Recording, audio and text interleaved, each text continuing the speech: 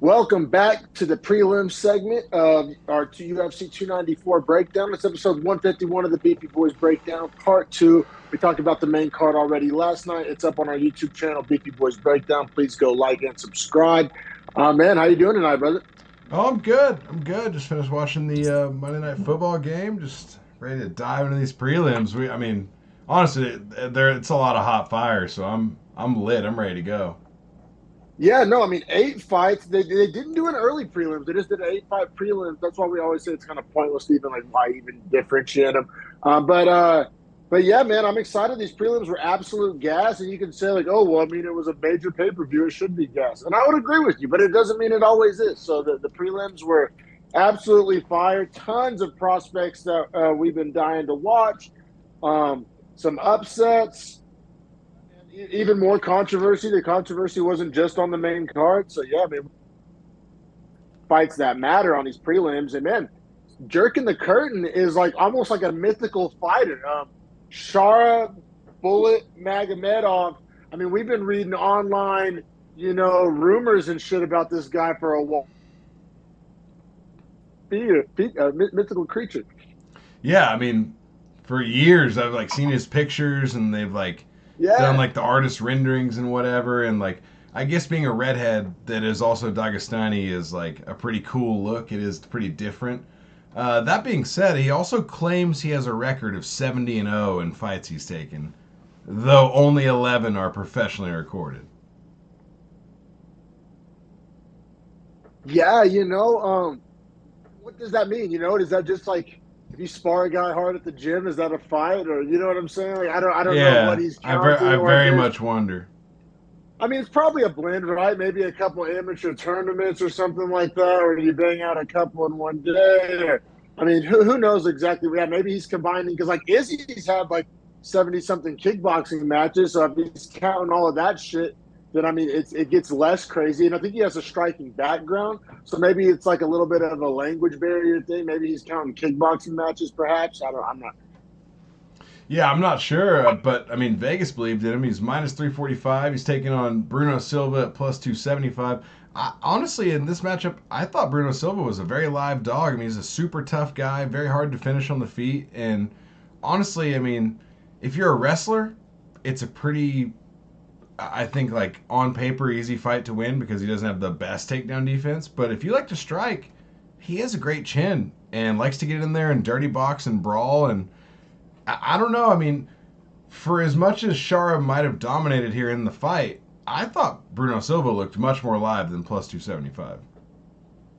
No, I don't disagree with you. And even how the fight unfolds, where Silva's able to get takedowns basically at will, he was just so god awful on top that he was losing rounds on top. Next to impossible to do. Like seriously, we I don't think like I can probably count on one hand the amount of time I've seen somebody win a round from a bottom. And we're not talking about winning a fight throwing up a submission. We're talking about winning a round on a scorecard while spending the entire round on your back. Rare. So I mean, when you're saying Bruno Silva's a live dog, and then you also juxtapose that with the fact that saying, "Hey, Bruno spent like about 9 minutes of this fight on top," you'd be like, "Well, goddamn, yeah, I'll take that." Like in a scenario where like, "Hey, Bruno Silva's plus 295, but he's going to spend 9 minutes of a fight on top." You have some inside information like that. You would take that bet 100 out of 100 times. Right, like that seems like the recipe for a Bruno Silva victory. But honestly, though, round by round as it plays out, because I disagree with the judges here. I think we Me both too. do. The first round, I don't think is up for too much debate.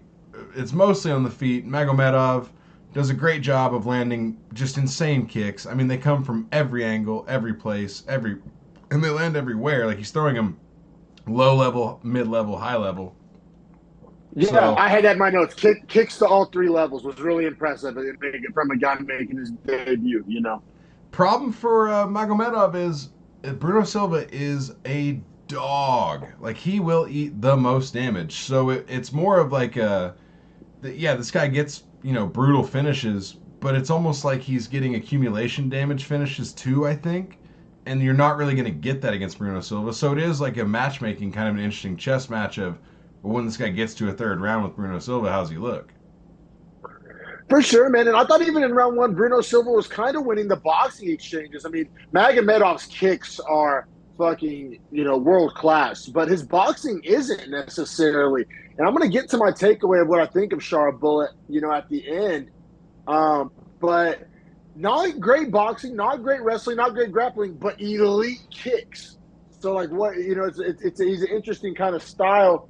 Round two, I thought also goes to Shara. Kept up with the leg kicks. He managed to wobble and cut Bruno Silva both while on bottom, which was crazy. I was going to say at the start of it. Good damage off his back in this round. Like, that's what wins it, is because Silva gets the takedown and controls more than half the round, but the damage battle is completely won by Magomedov.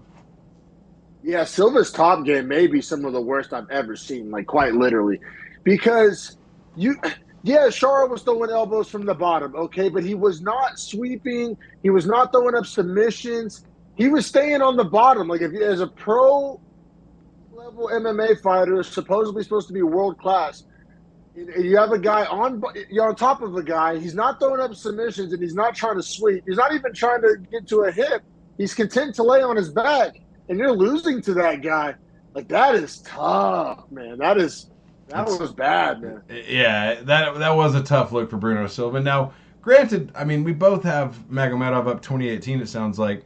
Third round, Silva gets the takedown and actually does a little more with the control and the ground and pound.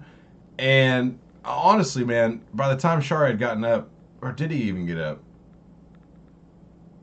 So I honestly don't recall, but I remember he spent almost all the round on his back. But Silva got two takedowns in that round because Shara got up the first one. I know that. And he got up near the very end, but just looked exhausted, like was surviving the last probably 30 seconds.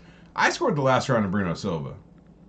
Me too, man. Because you're right. He was more active with the ground and pound. And he was still eating elbows from Shara, but it was kind of a little bit of an eye test thing. Shara looked pretty gassed. He didn't look great in that round. I mean, you could argue he was coasting, which that's dangerous to do in your debut. You know what I mean? But he knew he had those Abu Dhabi home cooking judges and refs looking out for him. Definitely some home cooking on the front.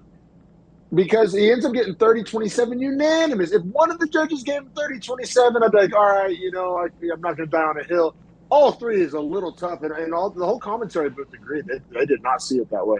Yeah, I mean, I can't understand how he wins all three. Now, takeaways from the fight didn't look like a minus 345, in my opinion. Now, granted, I didn't think he should have been favored as such. I think, like, where I thought he was versus who Bruno Silva is, this is probably right. But also, I do think that, all that hype, I don't know if this isn't really the train I'm shoveling the coal on, to be quite honest. Me too, bro. I got a comparison for you. Last week, who did we were really tough on? Adrian Yanez. We went as far as to say he's not even a mixed martial artist. He's just a boxer. You could argue Shara Booten is literally a kicker only.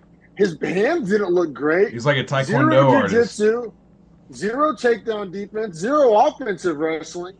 Yeah, I mean, maybe he's a combat karate guy or something. He's like Adrian Yanez with his legs instead of his hands. And maybe this take will age poorly, but I feel you. I'm not shoveling coal either. It seems so one-dimensional. Like a good coach and a well-rounded fighter with a full camp to beat that style. And I don't get it figured out, man. And a home debut, no less. I mean, well, maybe not technically home, but very close to home as he's going to get for the UFC. So, I mean, they gave him the soft and debut fight as the opening fight. Probably not as much as if you were opening prelim main event. As far as nerves, you know what I mean? Yeah, man. It just seems so. I feel you. Soft landing for him. Bruno Silva's a tough customer. Gets the win. Improves to 12-0. But give me Bo Nickel over this guy. Give me Ikram over this guy. Give me Kopylov over this guy. We're talking hell, probably even Caio Braulio too. If we're talking middleweight prospects, there's plenty. Joe Piper, I believe. There's other guys that Piper's got to be fun. Piper's got to be fun. For sure. But yeah, man, I guess we can keep it pushing. The strawweight bout up next. Oh God, this fight. This is probably my least favorite fight on the whole card, to be quite honest with you. Me too, because it busted a parlay. Now, granted, me and Michael both got to hold this out. We bet the under 2.5 rounds on a women's strawweight fight. But It's when you tough. see the minus 500 money line in the, you can kind of see the train of thought, the logic train that we were trying to follow there. This was supposed to be a mismatch. I mean, in my personal power ranking, Jinyu Fry's in the can tier, like worst 3 or 4 in the entire division. No, I don't think Dudikova is a world beater, but I think Jinyu Fry's like 38 years old. This was supposed to be a layup for Dudikova. Yeah, this was up on a plate for her. She did have the finish of Estela Nunez in her last fight. Granted, that was due to injury. Injury, yeah, it was like a Right. fluky deal, kind of. But, I mean, all of her other wins besides Maria Silva, which was her Contender Series fight, were finishes. So, I mean, thinking she's going to finish the fight, not crazy. You know what I mean? Granted, Yeah, and I had a what was the over-under competition parlay level? this week. Yeah, and just me and Michael both said in our group chat, like, I doubt I'll ever take the under on a women's strawweight fight, like, again, ever. Like, it, that's just from a betting perspective. We kind of fancy ourselves kind of a quasi betting show. Like, you're betting over unders, women's strawweights. Like, proceed with caution. Oh, yeah. I mean, they're just built for decisions, right? It's like men's flyweight. Like, you're built for overs. Like, it's like high scoring offenses playing each other. You're built for overs. You play UFC. You're built for the over. Yeah, any Lincoln Riley defense ever, man. But man, we'll dive into this bout. Yeah, Dudikov, we mentioned minus 500 favorite. Jinyu Fry plus 380 dog. It was super whack that Dudikova missed weight by zero point 0.6 pounds. I know they always say, "Oh, it's the hardest 0.6 pounds," but I mean, you're a wrestler. I don't know. You wrestled a heavyweight though. You never had to cut weight, but No, but I will tell you, point zero point 0.6 6 means you pounds, like, tried. It means you tried. figure it out. Well, but it means you tried. Like if she came in, I'm just saying I don't know the circumstance, but if she came in 2 pounds over 2 hours earlier and then came in point 0.6 over, she tried her ass off. Like the reason they say it was so hard to lose those pounds is because you're so dehydrated your body won't sweat. It won't lose the water. It's refusing to lose the water. Bro, last time I checked, she walked out there with a full head of hair. Come out looking like Thug Rose, and I'll give you your just due. I don't know. Dudes I do it all don't the know if time. the hair's gonna weigh 10 ounces. 0.6 pounds. That's a lot. You're talking about 10 ounces is a lot. Think about 10 ounces of weed. That's a lot.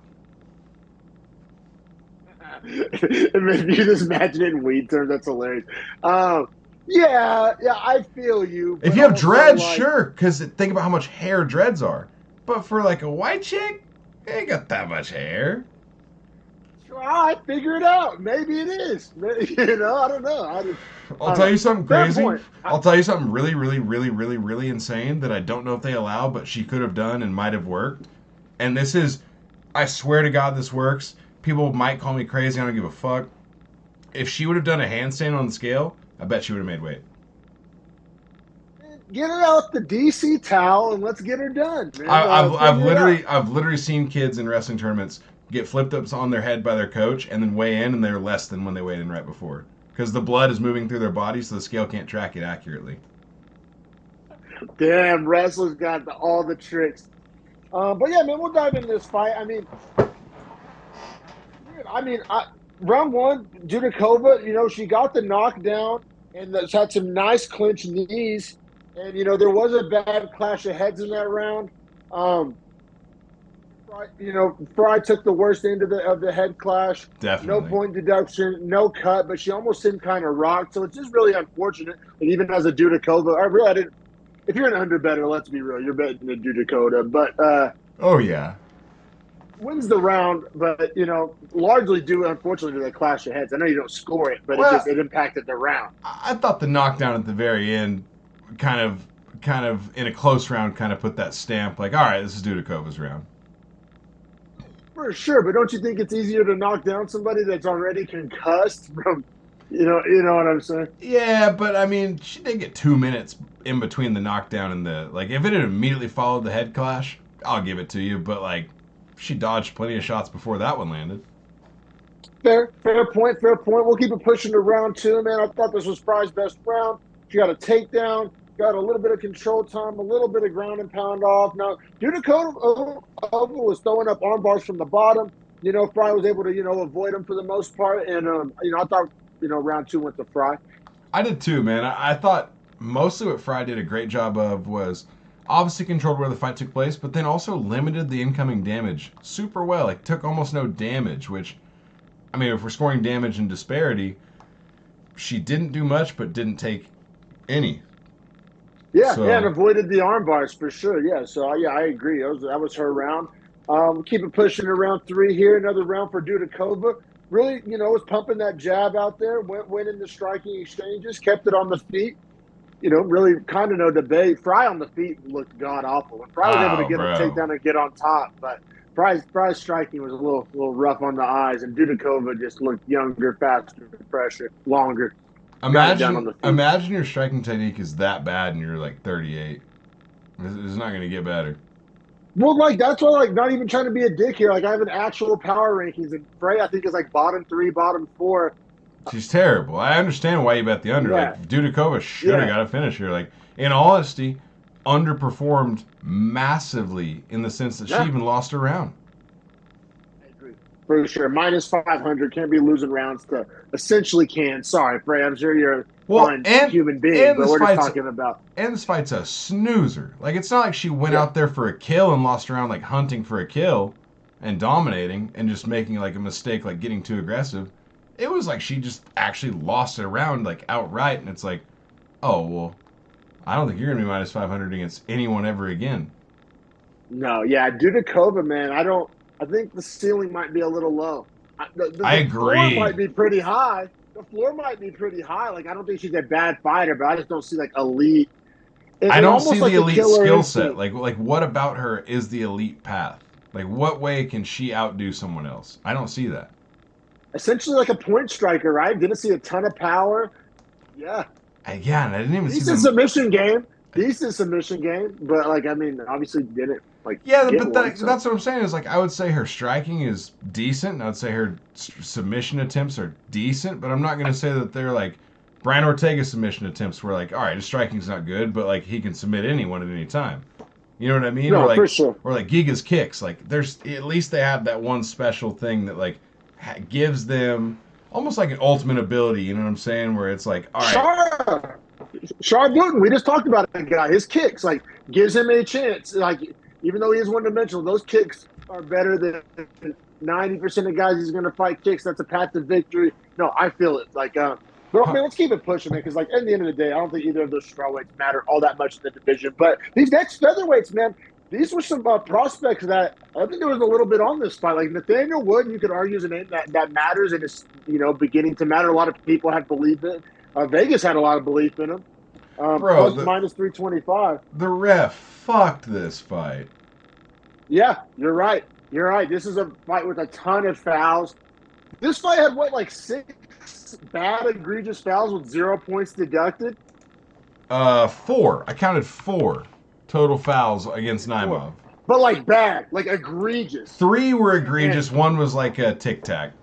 But 3 were just bro, what are we talking about? Deducted. No point deducted at all. Yeah, Naimov coming in at plus 260. 0-2. This is weird matchmaking because Naimov's one of these guys, I believe he was 0-2 coming in this one unless I'm thinking of somebody else. But he had taken tough level of competition. And Wood is a guy that just had shown what striking has flashed off the screen to us. We've talked about him on many a podcast. The kid can strike, man. The kid's talented. Oh yeah. I mean, I like Naimov a lot, but at the same time, we haven't seen him fight someone that's a real legitimate test as far as close to his skill level, but is also a slight step up. Yeah, well, this was a weird fight, too. The ref impacted it so much. I'm trying to get into what these actual fighters put on display because the ref is such a part of the conversation. But, I mean, Wood was more skilled, but there's a reason for weight classes. Wood has fought at featherweight, at bantamweight, and I believe Naimov was taking a fight at lightweight, if I'm not mistaken. So Naimov was just kind of big brother in him. Anytime they would clinch up, it was like pure strength and size for Naimov. Like Wood was out skilling him all day, and then Naimov would just find his way to the clinch All, and just really have his way with Wood.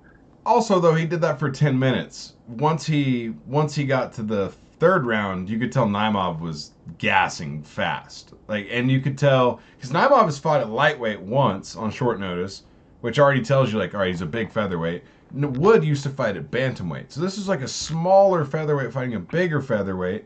So it would make sense that the smaller featherweight would want to get to the third round to push the pace, and it also would make sense the bigger bantamweight or the bigger featherweight is going to falter in that third round. I think that definitely showed itself. But I also think like a big point in all of this, man, is that like if Naimov doesn't get away with like cheating, then I think Nathaniel Wood, I think the outcome is different, which is I think the most egregious thing about it. No, I agree. So let's get to the fouls, man. Round one was a close round because each man. It was close, right? I thought so. Naimov got a knockdown, but also later in the round, Wood, he didn't knock him down, but he rocked the shit out of him. Yeah, rocked the shit out of him. So that's kind of a wash if you ask me. I mean, the knockdown probably scored tiny bit higher, but I mean those are pretty equal. But Naimov was able to get a takedown and got some control with his takedown. Wood got a takedown but had very little control. Naimov edged out the round, but the low knee, there was a low knee sucks. The low knee sucks. It already makes you think like, man, that kind of sucks. Like I was super on the fence in that round. I gave it to Naimov like very begrudgingly, but I did. No, me too. I feel it, and like, all right, so one low knee, that never gets a point deduction. We'll keep it pushing. Just keep in mind, and it was a bad low knee. It wasn't a ticky tack like. It hurt Wood bad. Took like a minute 45 for him to recover. And then keep it pushing to round two. He kicks him low again to open the round. Yeah, very start of the round. And it was worse. And it was worse. Like it was like a straight shin to the nuts. No point deduction. I think the commentary booth was expecting a point deduction. I know I was like literally writing a little space in my notes, like getting ready for the point deduction, and it never came. He straight up got away with it, man. I mean, I have it in my notes that like he gets a takedown. I literally have it like the ref has to take a point, right? Like question mark, and then. Bro, waiting for it. Like I was literally like waiting for it. And then Wood is in the process of getting a takedown, and Naimov like grabs the fence horribly immediately after, and still no warning, no points. And at that point, I was like, all right, it doesn't matter what he does. He's just gonna cheat his way to win.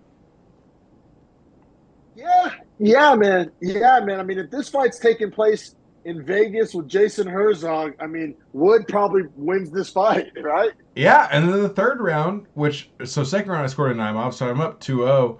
But then in the third round, Wood is starting to beat the shit out of Naimov, and at one point he's trying to tell the ref that Naimov's grabbing his gloves. And I was like, this guy just can't stop cheating. The gloves, that's the one I'm like, whatever. But like the fence grab literally stopped the takedown. The two nut shots changed the way Wood can fight. Like, those are all egregious fouls.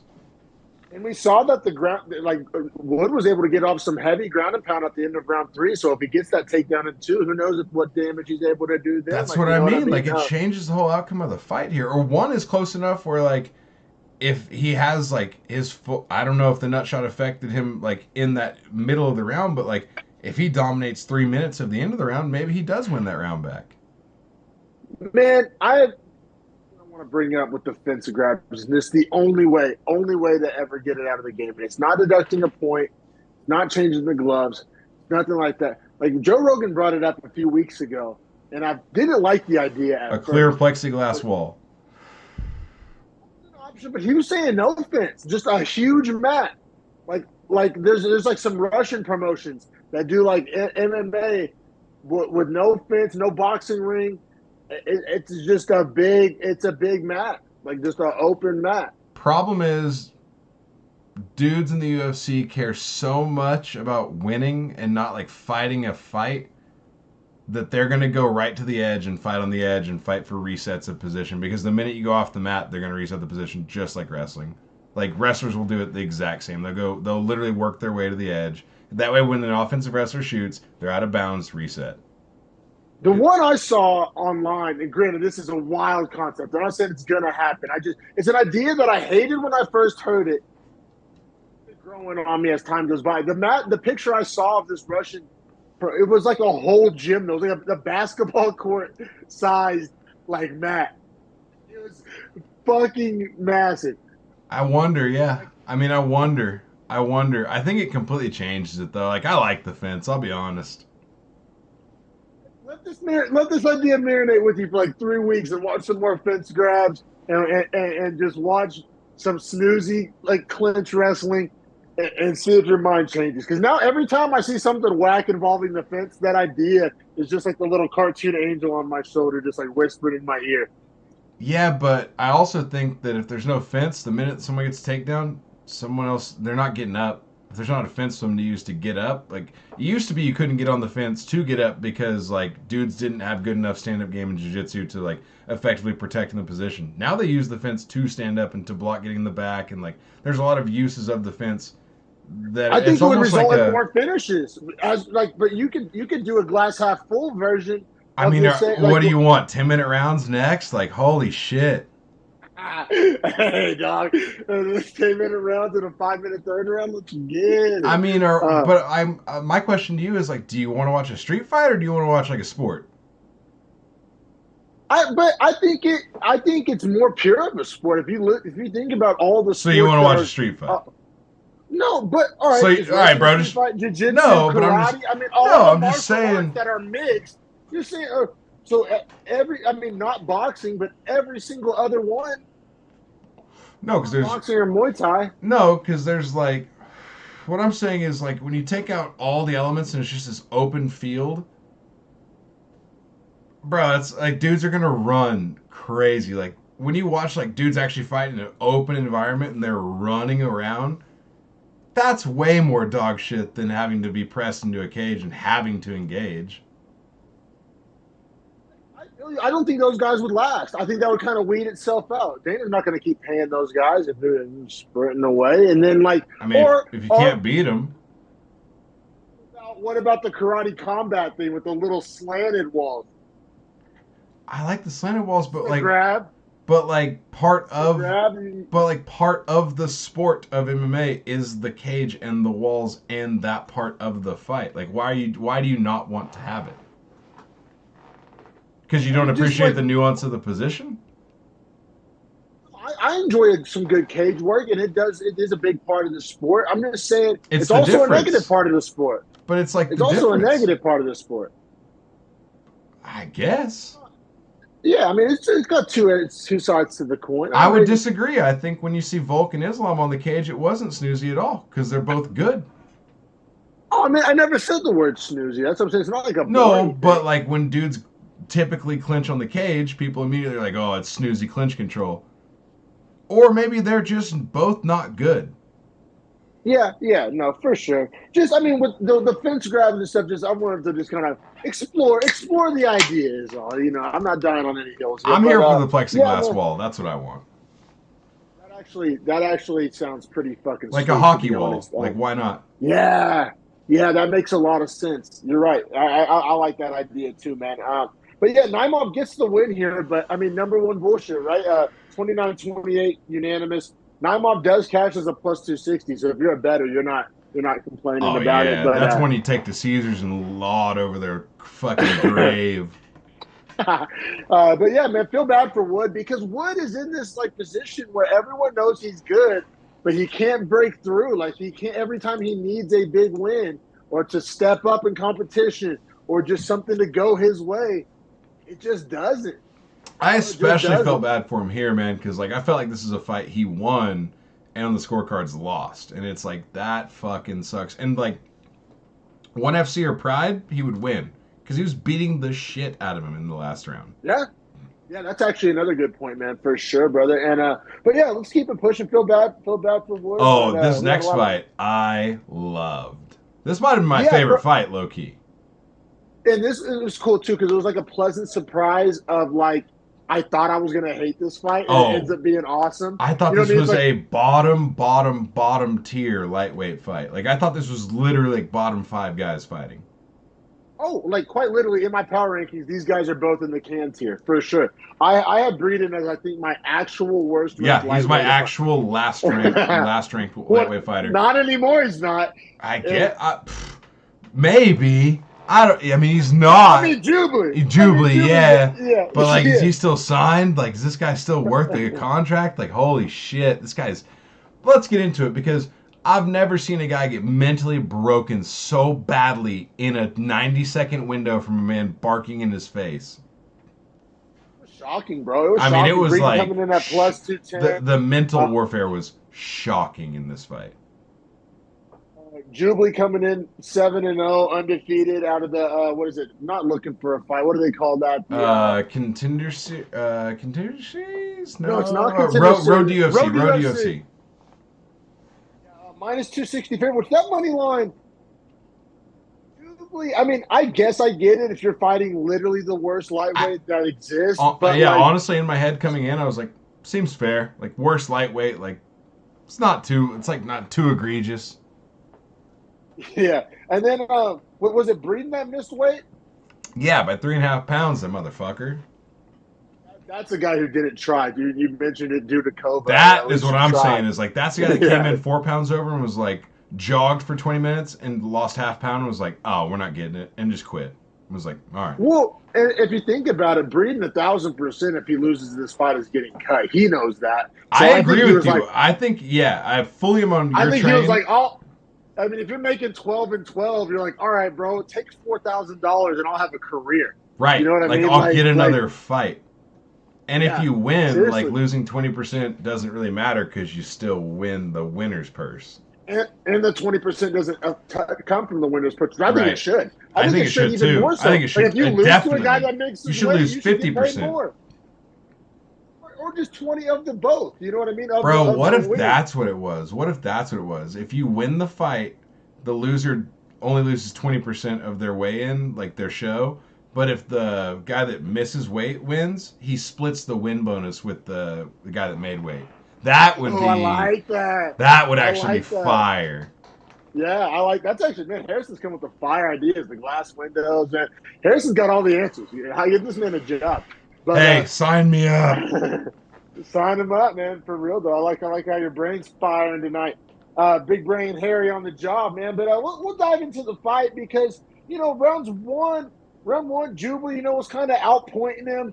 Got the significant strike numbers, kicks and punches to the body. But I mean, nothing was really hurting Breeden. There wasn't really a ton of technique. It was actually like I would like to say I'm no Teddy Atlas here, but it was so repetitive. It was like a guy spamming on a video game that like I was making reads. I think it was the first time in my life where I was like real time reads while watching a fight. Like you knew exactly what Jubilee was about to do, and I swear to God, I'm untrained. Like, but it was just anybody could, right? Well, at the very start, though, I felt the same about Breeden. Like, for the first 5 minutes, it felt like Breeden was just launching his face in and trying to, like, get in close and not close distance with any strikes and just leap with his face first. And Jubilee was kind of tagging him for it. Nice uppercut. I honestly, to me, Breeden just fought such a bad first round that Jubilee had to win it. And in the second round, he kind of rocked Breeden. But it was almost like that was a turning point whenever he rocked Breeden and split open that cut that he had from training camp. And, like, Yeah. Breeden just turned on full psycho mode and just decided, like, all right, we're just going to throw down. Hey, Breeden, he showed Charles Oliveira how it's done, man. He didn't pull out because of a cut. Balls talk, of it seemed like the same amount of titanium, this distance. guy. Yeah, wheelbarrow. Mike Breeden, say what you will, put a wheelbarrow emoji by his name because he needs to carry them fucking boulders around. But no, seriously, it was one of those things where Jubilee, once again got ahead on the strike numbers, reopened that old cut, kind of gives him like some Fugazi style points, right? Because it wasn't like he caused the cut. But I mean, Breeden started to turn it around, man. I thought he won the second half of the round. He was countering. What I liked is Breeden was countering with combos. He wasn't doing one punch counters. He was countering with like flurries and barrages and blitzes, which was effective. Didn't quite steal him the round, but you saw him kind of wake up, start to figure a couple things out. Fully agree. I still scored at 10-9 Jubilee, but I did say that Breeden made it close by the end. Definitely saved himself from the 10-8 trajectory he was on in the first 2 minutes. And then, aside from that as well, like you're saying with the combos, he was also reading Jubilee's shots and was dodging him and then laughing in his face because it was like so obvious what Jubilee was going to do, to your point earlier. And then you saw in the third round, I guess his corner like told him like, yeah, you got the reads, like just do it. Yeah, and we see some shit that we haven't really seen since Anthony Smith. Who was Anthony Smith? Was it Ryan Spann? No, who was Anthony Smith fighting when he started saying you're attacking? Oh, Johnny Walker. I forget. Johnny Walker. You're right. Yeah, it was Johnny Walker. And I mean, that's what this reminded me of. Your dog. And first, I thought little whack. It actually started working. It actually started working. He scared Jubilee. Like, and I'm not like that's the only words you can use to describe it, bro. Like, it wasn't X's and O's. It wasn't Teddy Atlas striking breakdown. He started to scare Jubilee. Anybody that's ever been on a schoolyard playground, one guy's scared of another guy. I mean, it wasn't rocket science, man. It was the exact opposite, man. He took it back to fourth grade bully taxes. He started barking and screaming USA, chanting USA as he was throwing combos. It was absurd type shit. Jubilee like was visibly scared. Like you could see like the look of like shock, dismay, and horror on his face. He was like getting beaten up in the third round and then just gets flatlined. Yeah, like he stopped all of his own output. And like I said, it was like a fear, freaked out panic. It wasn't like a cardio. Like I don't think he gassed himself. He just was frozen. He did not know what to do with this insane person in front of him. I'd also like I was thinking about this too. He kind of got mentally systematically broken, right? Like all of the heavy shots he landed, Breeden started just looking at him and like screaming at him. So he was like, "Well, maybe I can't knock this guy out." Then Breeden started to read him and land shots, and he was like, "Fuck, this guy's hitting me." Then he starts throwing kicks, and he's getting checked. So he's like, "Well, I can't kick him." And then Breeden is also just going full psychopath. So like with everything going against you, like physically in the fight, technically, you also realize like, oh, this guy realizes everything I'm realizing. And like I just think that moment was way too big for Jubilee. Could not agree more. You broke that down beautifully. Knockout comes at exactly 3 minutes into the third round. I mean, Breeden probably saved himself his career. I mean, he's still 1-3 in the UFC, I believe, or maybe even 1-4. Yeah, one and three. He may still get cut, but like that was entertaining. That was probably like a viral clip. Dana's greedy ass might give him another 2-fight contract just to see if he can pull another rabbit out of the hat. Yeah, just to see. I think Dana will give him 2 fights just to see. Yeah, just to feed to somebody, or I don't know, like. But Jubilee, bro, getting finished by Mike Breeden, like you're not UFC caliber. I'm sorry. Yeah. I know Dana's trying real hard to break into that Indian market. Well, they got power slaps big in India, but like Jubilee ain't the guy. They got to come with a fighter that's UFC caliber because we had the Bueller brothers. We've had now fucking a guy's name I don't Jubilee because he's unrecognizable. They just signed an Indian woman and they're trying to hype her, bro, but she's 8-4, like on the regional scene.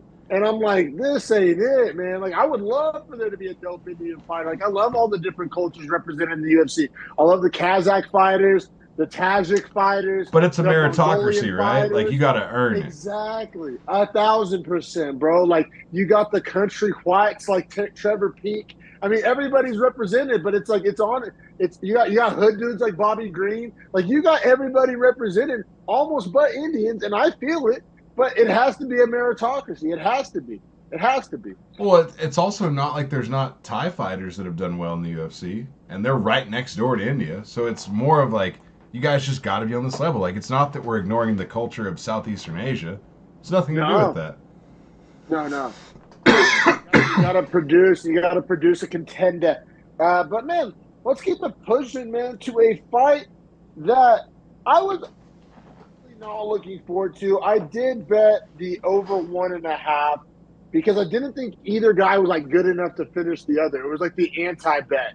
Like great read. Great read, honestly, Yeah, because for his Itar, he's like all one-shot power, but hasn't fought in a long time. So getting that timing right is probably going to take a second. And especially against a rangy athlete like For Dumas. Dumas, Yeah, super long, super rangy, super quick in and out, and doesn't really take the craziest risks, or at least has shown not to in the last fight versus the fight before that. And he's super young, so you got to imagine like he's soaking up like, he's going to learn from his mistakes, so he's not going to do that again. So yeah, but also he's not going to grow that fast to be able to knock someone out. You know what I mean? So yeah, to your point, it's like, yeah, perfect time to go over is in this fight, where a guy that's having a lot of ring rust is fighting a guy that's long and not known for being like very aggressive and finishing. well, especially set at 1.5. You know what Yeah, I mean? great point. Actually, let's see what odds I got on that. I got so under 2.5 on the fry due to COVID was plus 150. 1.5 on this one was minus 160. So still pretty solid value there. Um, and yeah, man, and this fight does go over. This fight goes to a decision. Um, Dumas, a lot of wrestling, a lot of control time. Not a ton of ground and pound, which was disappointing. A young, athletic guy like Dumas. You want to see a little bit more killer instinct out of him, but I guess he is like this is his version of fighting smart. I think he thinks this is what fighting smart looks like. But I think a smart fighter knows when to go for it. He had like 4.5 minutes of control time in round one, but never really had Abu in like really any trouble.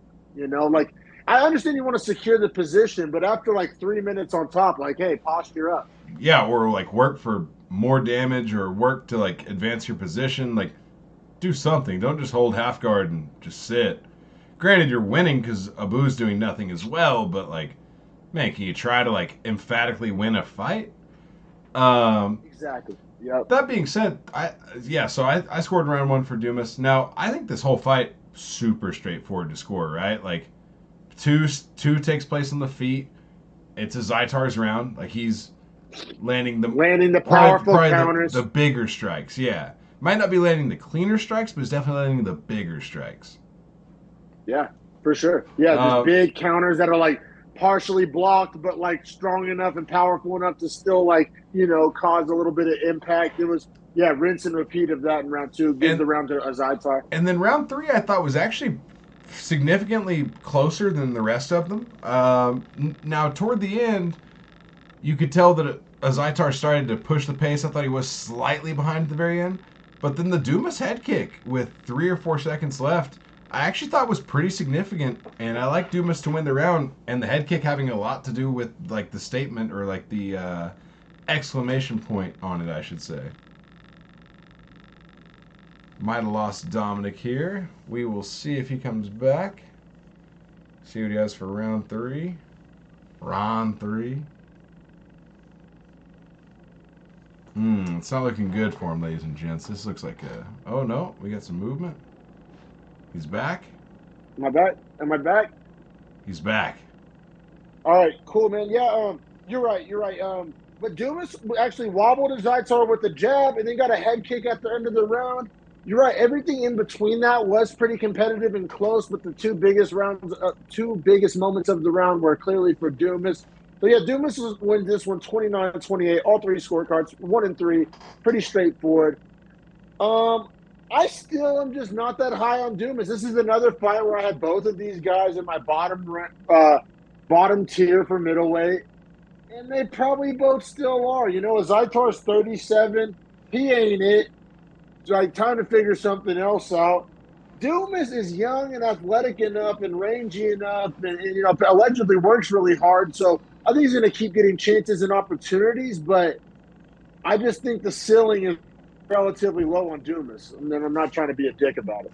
I wonder about Dumas a lot because I think he shows a lot of growth fight to fight, but I also just think, Yeah. like, man, why is this guy here? Why is he in the UFC? Like, why is he not getting this growth in the regional scene? Like, why are we putting him onto this stage at this level? It's almost like forcing a freshman in college. Like, after one good freshman, you're like, all right, you're on to the NFL. It's like, whoa, let's let this guy like acclimate and like understand like year to year. Let's let him like really get his skills defined. Yeah, and I mean the pay a living wage, but they're not making money either. So I'm not saying they're bad guys. It's just like we talked about this before on the podcast. Like, they don't, Contender Series needs to not be a like one-off show, the job interview, whatever gimmick. It needs to be like an actual minor league. Right. These guys make 10-10 or 8-8 or whatever, and they fight, 4, 5, 6 times on Contender Series, and it's just like an actual minor league. Yeah, and like 8-8 would be more than the regional scene, but less than there's like signed promotional fighters. So like it's kind of the perfect number of like, yeah, man, like we'll shell out 24 grand for a fight. Like, we get 5 or 6 of them. All right, in total payout, 150 grand, but like we might get 3 fighters that are very much worth it. Like that's a solid investment. Yeah, for sure.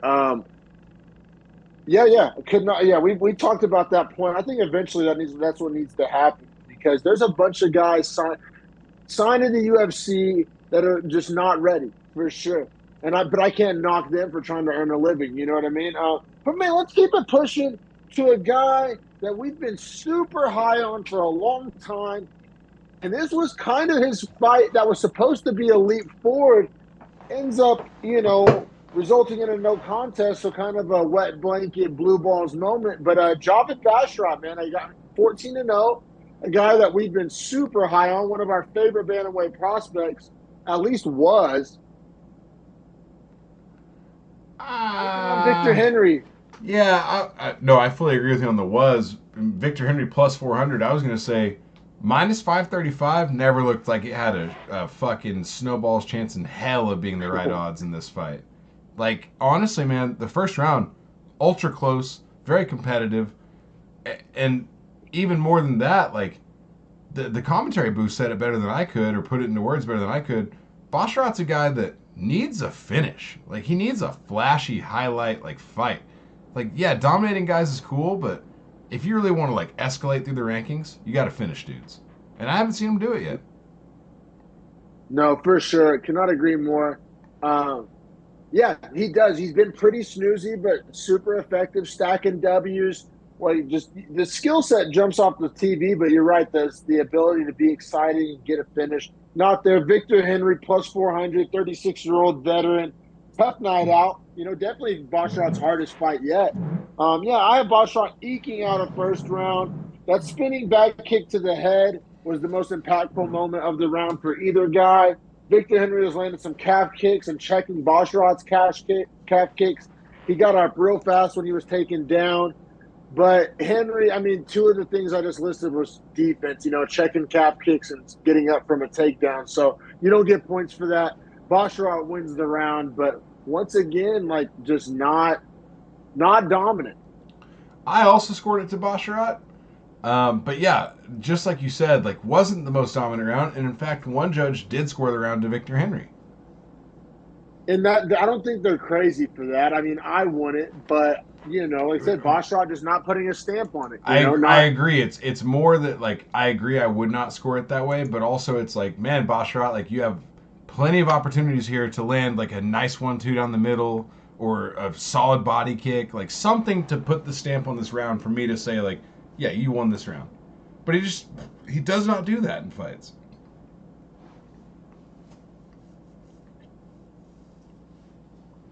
For sure. I think we lost DMAC there. We will get him back, I hope. But yeah, we can keep it pushing around 2. It's really not much that happens in round 2. It's pushing to round 2, man. It's 15 seconds. Yeah, I believe you are back now, I think. Almost. Yeah, he left the call. He'll come back. Anyway, as it turns out, starting round 2, it goes 15 seconds, and Javid Basharat lands a low blow on Henry that, in real time, doesn't look like it's the most severe low blow. And then you look at the welcome back. I was just describing the low kick and how it happens 15 seconds in the second round, but that whenever you see it live, it's like, oh, it doesn't look like the worst low kick, but obviously the reaction's bad. So you're like, damn, it must have hurt. Like maybe the cup, like pinched a ball or something. It can happen. But when you watch the replay, his foot comes up straight and like wraps underneath, and then turns and hits like onto the thigh after it clicks onto the nuts first. So almost like Yeah, if you're bro. throwing like a kick like that, you know what I mean? Like it's gonna hit up and then go over. That's kind of what it did. Yeah, and I mean, bro, Victor Henry ain't that good of an actor, bro. Denzel Washington ain't that good of an actor. Like nobody could fake that. It was like, I mean, it was like watching some kind of snuff film or something. It was like sadistic. Like he was in so much pain. Like you can't fake that. No, Like it yeah, was that's so, immediately my reaction. Like as a guy that's been hitting the nuts, is I was like, oh, you can't fake it like that. Like you can't no. fake that. And then also It's like not like the dude had to go get a testicular ultrasound after the fight. So like for the ref to tell him like, no, I didn't hit your balls. It's like, well, hey, it was the or doctor. I mean It was the the same doctor, the fucking. doctor. It was the same number one bullshit doctor that with the Onkalaev Walker situation, man. Fuck that dude. And really, this was worse. Like the Onkalaev Walker thing, maybe was like had bigger implications, but to tell a fighter your balls are fine when he didn't examine the balls, like as a doctor, Didn't help him either. Like told him like absolutely roll to your back nothing. and try to pull your legs up, and then didn't like try to help him like usually you straighten the legs and like try to like shake their body a little bit. Like there's certain things that like you can do, you know what I'm saying? Like or grab them under the armpits and like try to like there's certain things that like supposedly are supposed to help. The doctor wasn't doing any of that. And in fact was trying to tell Oh, him like, no man, that's a thigh kick. Like you're exaggerating, like you're faking it. It's like, all right, motherfucker, yeah, when I go get this testicular ultrasound and I have a ruptured testicle, you can pay my fucking medical bill. no, that was just like the disrespect, like and just like as a doctor, you did not do your due diligence. Like you didn't, he literally didn't do his job on multiple levels. And it was just kind of overall disrespectful and arrogant and And like a dismissive. man to man thing, like if you like just a random dude told me like I just got kicked in the nuts, I'd be like, oh bro, are you all right? Like I immediately am not saying, oh bro, I don't think you did. Like that's not my That was first your leg, reaction. Yeah, dog. like there's no. I'm like, oh, are you good, bro? Like, We've never seen anybody with that reaction from like an inner leg, like a inside leg kick, like to the thigh. Like bro. that just does. Victor Henry's reaction was hilarious too. He's like, the ref is like, he didn't kick you in the balls, and Victor Henry goes, oh no, it's for sure, definitely all dick and balls, man. Like, what are you talking about? Yeah, man. I feel bad for Victor Henry, and we're not Victor Henry guys. You know, like we've been actually pretty harsh on Victor Henry on this podcast, but like totally have his back when it comes to this. Like I believe, I take him at his word, man. And 100% I do too. As far as like what's next for each guy, I wouldn't even mind running it back. I thought the first round was very close. you got to run it back. You got to, like for a lot of reasons. This fight was for a reason. Like Victor Henry's probably like that what like 20 to 25 level bantamweight, And Basharat's and floating in like the Basharat 19 to 15, so it's like a very defining fight for each guy as far as where they actually should be. for sure. And Basharat was on Instagram like defending his actions, like calling Victor Henry a liar, like saying he was acting. And that's all. Like, bro, I'm like literally not a Basharat fan anymore. Like, I've been a Basharat mark for like the past what ever since we've seen him debut. I've been kind of shoveling coal. I'm not saying I'm out on like his talent or whatever. That's not up to me. That's up to him as far as how far he will go. But as far as being a fan and cheering for him and possibly buying a merch or whatever, like retweeting his shit, he lost a fan in me, bro. Yeah, well, personally, like my fandom in him is lost as well, just because outside of all that, like I don't like his skill set that much. When I see it against a guy that's what I believe is a top 25 bantamweight, didn't look that spectacular by any means. And I'm not going to do the Yanez thing again where I pump someone up and like they fly up to 12 and then just start getting annihilated by everyone. Yeah, man. Yeah, I lost a lot of. I said not as much belief and faith as much as just he lost a fan in me, man. Let's keep it pushing to Muhammad Yahya, Trevor Peak. Yahya making his debut plus 155 against Trevor Peak minus 185. I had two bets on this fight, man. I had Yahya money line as part of a parlay plus 150, and I had I had the over 1.5 rounds. The over hit, but that parlay was already dead. Shout out Dudakova. But it goes over 1.5 rounds. And my logic for betting the Yaya money line, Trevor Peek has been the most unrefined, kind of reckless fighter that basically on the roster. He's been he fights, we always say he looks like he's fighting out back of an Applebee's or a Buffalo Wild Wings, not like he's fighting in the top MMA organization in the world. He's very raw, he's very undefined. Absolute dog. Nobody questions his toughness. Another wheelbarrow set guy we always talk about. Nobody he may also be the most game fighter. Like, he may be the new Game Bread 2. Like, he is game. Like, he is down to engage. And he's got power and speed and zero fear, like you said. So he'll sit in the pocket and trade with you and slightly slide off shots that, could be devastating, but he'll slide them and throw back, nuclear missiles because he's in the pocket where he can, right? So, yeah. Now, to all of the points you made, this was a no bet for me, simply because I don't like betting against Trevor Peek's like wild style power. Kind of the same thing as Yuri. Like, when dudes are that wild and that powerful, like, weird shots come from weird angles and they shouldn't knock dudes out, but like with Trevor Peek and Yuri, they do. So I just abstain from betting him. Now, in this case, the Trevor Peek we saw in this fight was way more technical than he's ever been. Yeah, for sure, man. Way more patient, maybe. I don't know about technical necessarily. Look patient, man. That being said, man, maybe it was my Yaya betting slip-colored goggles, man. I gave Yaya round 1. Am I a crazy person?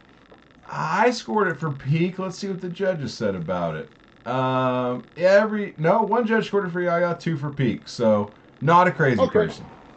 Yeah, because, Yaya, in my opinion, won the second half of the round with his straight punches, that was my whole betting strategy. I was like, Yaya straight punches can beat Trevor Peek's wild looping, and hammer fist and just wild shots. And then that Darce attempt, I believe it was Darce was nice. Yes. Was nice. I thought it was in.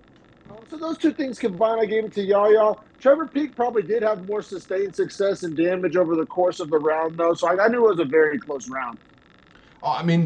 Pushing it to round 2, I thought round 2 was very close as well. I just thought Trevor Peek landed the more impactful shots that round, which led me to score at 10-9 for him in 2, but still not the most, not a big gap in round 2. Yeah, I went Peek in 2 purely off of damage. Yaya fought the prettier round. He probably outpointed him. I didn't check the numbers, but eye test told me he was, outpointing him. Purely damage, which is Trevor Peek in a nutshell, man. He can give a fuck about the significant strike counter. Any statistic you want to throw at Trevor Peek, he could give a fuck about. He's just like, yeah, but I fucked that dude up, though, right? Well, I cracked him, though. You saw me crack him on the jaw, right? Like, yes, Trevor, we saw it. But then, and honestly, I will say, the first 10 minutes of this fight, for a Trevor Peek fight, not nearly as fun as a Trevor Peek fight normally is. Round 3 did get more toward the Trevor Peek fight that I'm used to seeing, which was more of like a on the feet brawl war style fight. Granted, Trevor Peek was still slightly more technical in that third round than he has been before. So I did like that growth out of him. Yeah, see, I actually thought Yaya won striking exchanges in round 3. But Trevor Peek, man, he got a takedown. He was pushing him up against the cage. You're right. He was fighting a smarter fight. My bias is showing in my scorecard. I gave round 3 to Yaya. My God. Yeah. I own that. That counter knee was pretty goddamn vicious and gnarly. Those straight punches were landing. But Trevor Peek, he got the takedown. He got the cage work. I feel it. I was working 3, but I'm definitely not dying on that hill, and I acknowledge my bias. I wanted my parlay to cash so bad. Yeah, I get it, but 2 30-27s and a 29-28 makes it the worst hill you'd ever die on. So I'm glad you're not. Yeah, I'm not. I'm acknowledging it. But round 1, though. Round 1, though. It was close. Yeah. Yeah, bro. That's a weird fight to make your debut against. He has a nice little skill set. Definitely a weird fight. How do you approach the fight against Trevor Peek? That's very, very tough. there's nobody you can bring into spar that's gonna like simulate Trevor Peek. Like you're literally better off going and getting in a street fight if you want to practice It's getting a like training what it's camp going with to Trevor be. Peek. It's exactly right. But man, I say we keep it Trevor pushing. Peek, bro, he keeps getting it done though. Like I don't know how far he'll take this, but I'm down for this wild ride. But yeah, we can keep it pushing. I'm gonna grab a drink real quick. Bet, yeah, no, this last fight of the prelims was a huge deal. Like easily could have been a main card fight. I mean, just based on hell rankings, name value. Like you could argue that Saeed Nurmagomedov and Marine Gafarov should have been in this spot, but you need someone to highlight the end of your prelims. Like that is a better spot. I guess opening the pay per view is pretty good too, but either way, yeah. this was a super important fight. Super important fight. Flyweights, Yeah. number 10, Tim Elliott, plus 310, which I thought was way too big of a gap, against number 11, Muhammad Mokaev, minus 395. Now, I didn't bet it, but I do think that Tim Elliott was a super live dog for the plus 310. If you told me plus 170, I'm backing off. Plus 310, that's money. Completely echo all those sentiments. I almost bet. I almost did a little Yanni sprinkle. That number was huge, man. And we're high on Mokaev, but Mokaev in his last fight looked very beatable. Coming off the injury, right? I thought that money line was huge. The age thing is huge. Tim Elliott 36, Mokaev 23. But yeah, I thought that money line was way too big. But flyweight's a division that people always complain about, like doesn't have meaningful fights and doesn't really move along. And this was a very meaningful fight for the division and like a fight that needed to happen for sure. 100%. And also, Mokaev has been talking all the shit. Elliott has been countering with all the shit talk on his side as well. These guys seemingly didn't like each other, so there was good flyweight buildup, which is rare. That being said, I did score the first round to Elliott. And I thought it was a super close round. But I did think that, like, off of his back, he was so much more active than Mokaev that he actually won the damage battle that way. And the guillotine was tight for at least a minute. So as far as, like, control time, was Mokaev really in control for a minute 40? Or was he surviving a guillotine for a minute and in control for 40? So I gave the round to Mokaev, but I think Tim Elliott got fucked by the ref in this one. And it was Herzog, I believe, which is, usually we like him. But, like, so Elliott was yanked. They were Mokaev was pissing me off doing the Aljamain Sterling hand on the back game. That'll come back in round 2, though. And it does, but it starts in round 1. But Elliott gets rewarded in round 2. He gets proven right. Still, didn't they stopped at the position in round 1, right? Like in round 1, they stopped it and reset them and separated them. Yeah, and I thought that was incorrect. Exactly. If it's not stopped right there and he starts stringing knees together on the dome, like he could have potentially got a finish there. I'm not going full robbery, but that impacted the round. And I think it gave the round to Mokaev because Mokaev was winning on the feet. And then he got his own leg takedown. But that potentially, none of that happens if they're not reset right there when Elliott was proven to land not illegal blows. Yeah, I guess, like, the takedown is, like, for me, I don't value it at all because he took more damage being on top whenever they were separated in the last 40 seconds than he did, and he also survived the guillotine for a minute, so that minute 40 is all Elliott's. Yeah, fair point. Very close round. I went Mokaev, but I'm glad we showed both just so you know, because no one sees the scorecards, obviously, by the end of the fight, every judge scores the first Elliott. Wow. I didn't think it was that close, if I'm being honest. Like, the damage was on his side already, and what position did Mokaev really control if he's getting subbed? Well, I thought Mokaev won all the striking on the feet. Like, it was landing clean, hard punches. Like, so, like, it wasn't so much, like... He landed 6 punches on the feet in the first round, to give you clarity on the numbers. Elliott probably landed 30 elbows off his back. Yeah, I guess I'm still adjusting to the whole elbows off the back. Like, might be like a new little era, right? Like things come and go. Like guys winning rounds off the back with elbows like this. It's starting to be a reoccurring theme here. We saw it in the Shara fight. Something to consider moving forward for sure. How we're scoring these. Round 2, I gave round 2 to Mokaev. He was like, it was another thing though. So technically he gets 4.5 minutes of control time, but how much of that time was spent fighting off submissions from Elliott. So I you agree. raised some The interesting triangle points was there. super close. He had to stand up and dump him on his head to get him off of him. And Tim Elliott did admit to his corner in between rounds that he did get flash KO'd by the slam onto his head, which is like pretty important actually, pretty impactful. That might actually have been the. Now I scored it for Mokaev as well. I thought that he, with that escaping the submission, that much control, even though 2 minutes Elliott might have been in control, the 2.5 was good for Mokaev, and he was actually able to get some ground and pound, whether it be body shots or a couple of headshots. All that considered, still thought it was a very close round. 2 judges scored this round to Elliott, so 2 judges have 20. What? 2 judges have 2018. Elliott was about to win the fight. Yeah. Watching, I didn't miss. I mean, obviously, I scored rounds 1 and 2 for Mokaev, so that thought didn't even enter my brain. I had 19-19. Was about to. That much more closely echoes our sentiment of Elliott being a live dog, though. Yeah, like, that's what I'm saying. The plus 310 never made sense. Like, at no point in this fight did he ever look like he was plus 310 away from winning. For sure, bro. Wow. I'm actually really glad you brought that to the show because I hadn't looked up those scorecards. Like, he was up 2 rounds on 2 I was scorecards. surprised when I saw it, too, because I thought for sure it would be like Mokaev up 2-0 and then like maybe 2 19-19s. Like, I thought, no way Elliott gets 1 and 2. Yeah, that's interesting. That's an interesting context for sure. Thanks for bringing that to the show, man. But round 3, it ends up all being for naught. No judges needed. Mokaev gets the finish, the arm triangle. After, and you're the wrestler here. Have you ever heard of that peek out reversal? Oh, man.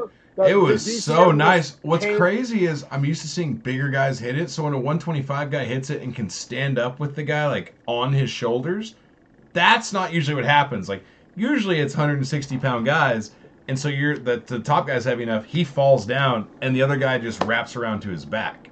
You come out the side completely and sag your shoulder. Mokaev realized oh, my arm is here. I'll just stand completely up because we're 125 pounds. So it became more impressive because they're light enough weight. DC needed a new pair of boxing shorts after that, bro. He creamed himself. I mean, he totally did it. But it was cool because in the process of creaming himself, he gave a really dope breakdown of how rare and how elite of a move that is. And, it's hard to hit too, especially I imagine in MMA front headlock. You got to worry about knees coming at your face. In wrestling, you can slide to it. You can attack a knee at all times because you're not going to get hit in the face with it.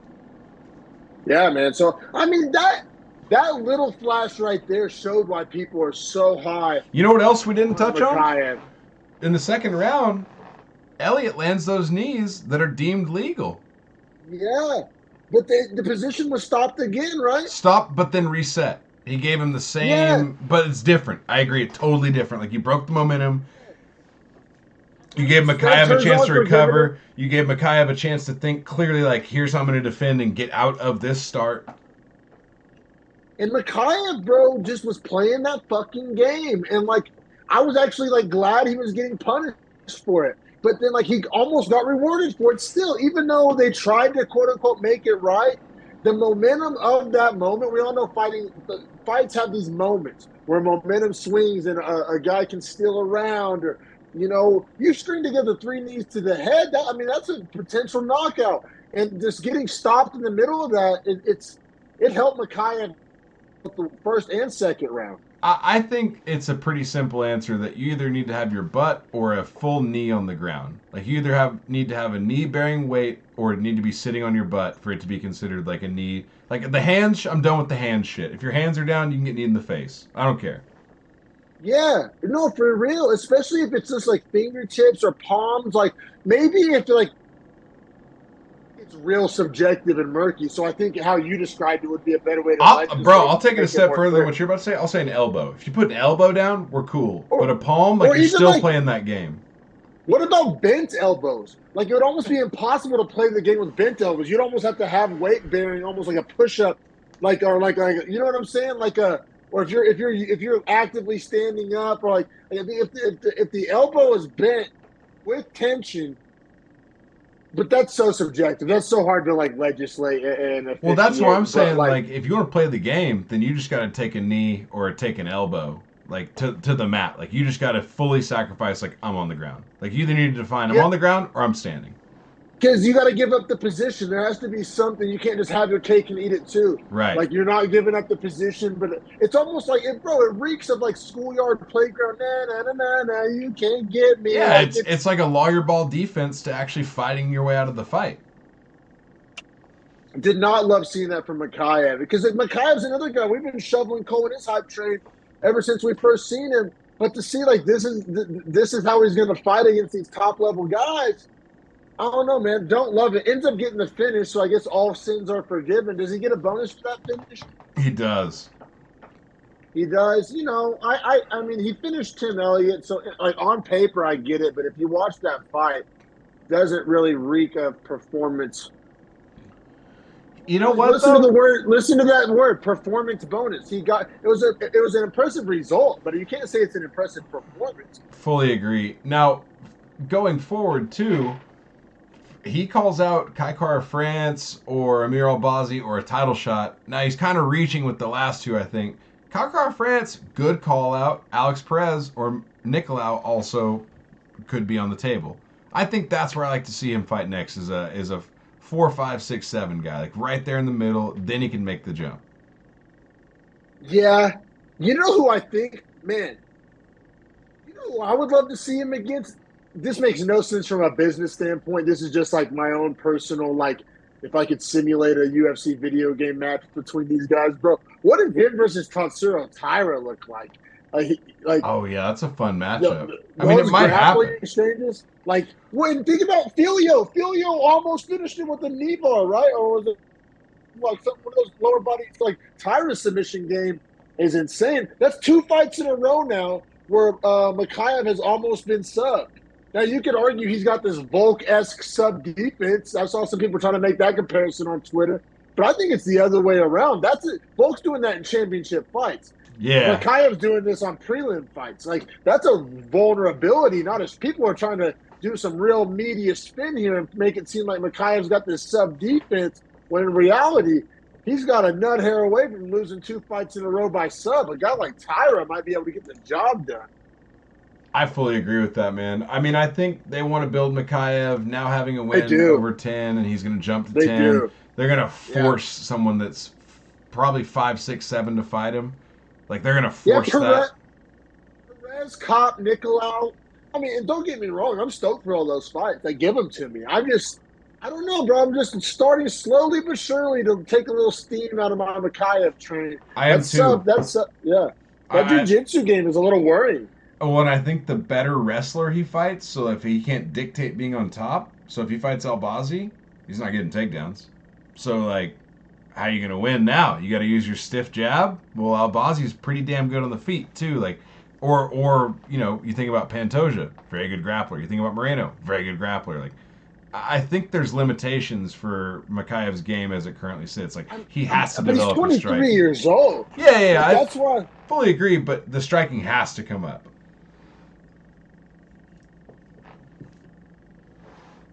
This may be one of those weird careers where he's like too good too early, and it actually hurts him. Yeah. Like if he was like, or just was too popular or too good on Twitter, or you know what I'm saying? Because he's in the deep end now. There's no going back. But if he's in the same deep end at 26 years old, I think he does a lot better. But this may be a situation where he got there too soon. I fully agree with you, man. Yeah, it's going to be interesting what they do with Mokaev. There's a lot of options. But obviously, you got to give him like a actual legitimate litmus test for a top 5. Have to.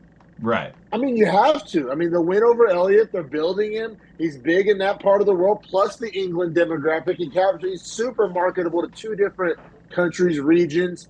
I mean, he does show flashes. Like we said, that peek out reversal.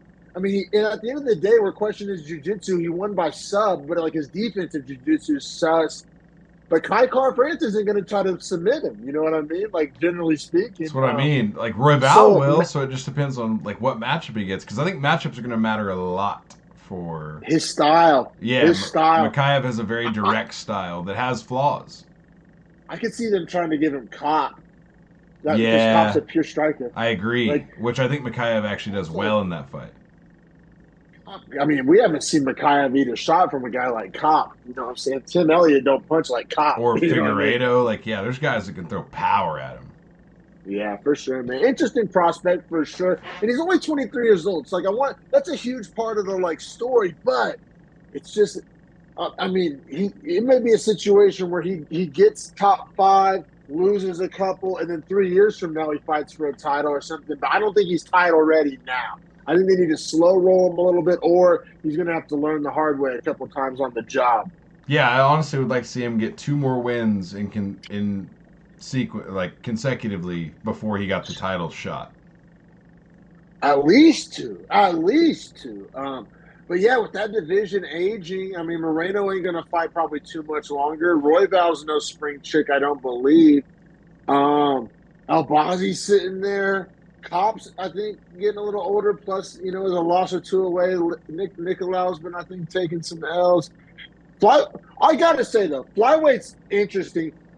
Steve Erceg might be my favorite one of the bunch. Just like I like Erceg, but I think he struggles with Mokaev. I thought about the Mokaev-Erceg matchup, but Erceg struggles to defend those takedowns currently in his career. Like, I think Erceg needs to develop a little longer, too.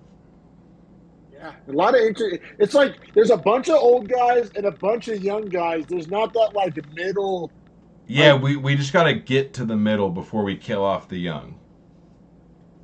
For sure, bro, man. But fun episode, man. Appreciate your time, brother. If you're watching, please like and subscribe. Also, check us out at Beefy Breakdown on X, Twitter, whatever you want to call it.